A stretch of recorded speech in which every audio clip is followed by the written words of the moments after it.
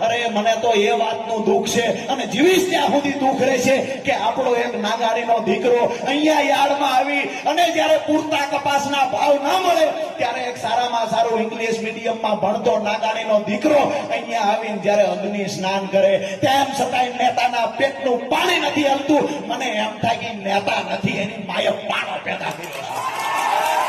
અમારા ખેડૂતો દીકરો આત્મહત્યા કરે, તમારા પેટનું પાણી ન હલે. અમારા ખેડૂતો પૂરતા ભાવ નથી મળતા, એમાં દિવસે દિવસે આત્મહત્યા કરતા જાય છે.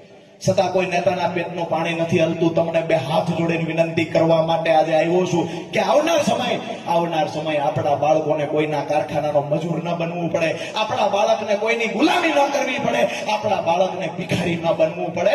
એટલા માટે મન બનાવી લેજો, માથે કફન બાંધી લેજો. જેવડી લડાઈ લડવાની થાય એવડી લડાઈ ભાજપ સામે લડશું.